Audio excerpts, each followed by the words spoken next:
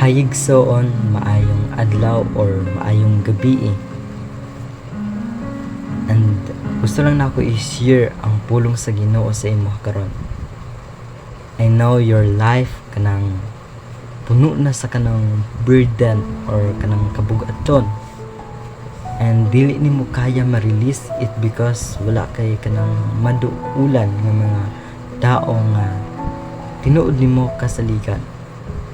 But gusto lang nako i-share ang kanang pulong sa Ginoo nag-remind sa imuha, no? Kung wala kay masiran sa imong feelings, duol ka sa Ginoo directly, no?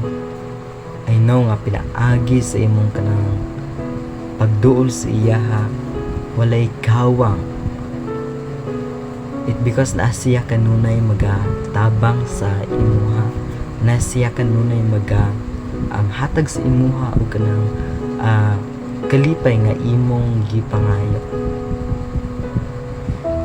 And I'm here nga mag-share ko sa pulong sa Ginoo. And ang akong i-share karon makita sa Buhat or Acts chapter 5 verse 39. Anang pulong sa Ginoo, apan kung iya kini sa Dios, dili gyud kamo makabuntog kanila. Mahitabo pahinuon nga kamo nakigbatok sa Dios.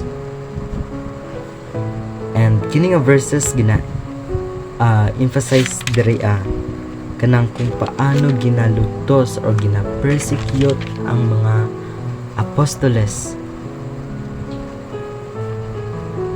Ana ang kanang giingon sa pulong sa Ginoo dire.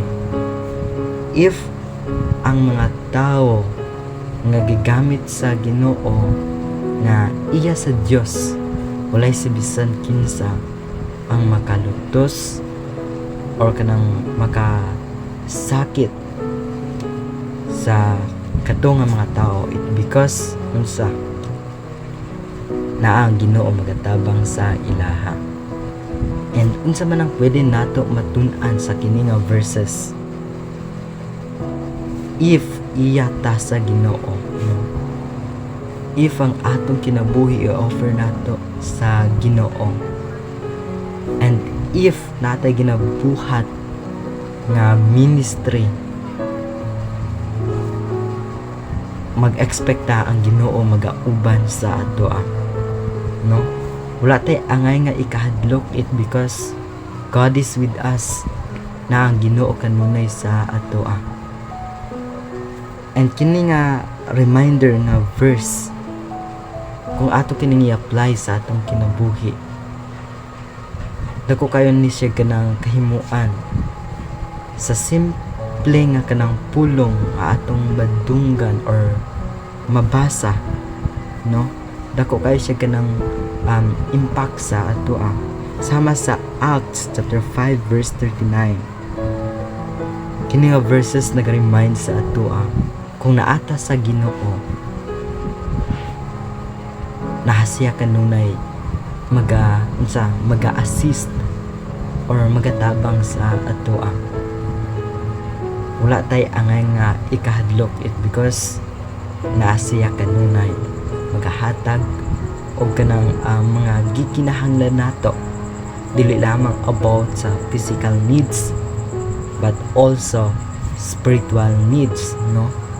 Sa mga kaaway nato sa atong mga spiritual, mga kalaban nato sa spiritual battle or spiritual warfare, nasiya kanunay magatabang ug magahatag sa ato ug kusog para dili ta mapildi sa mga kaaway nato.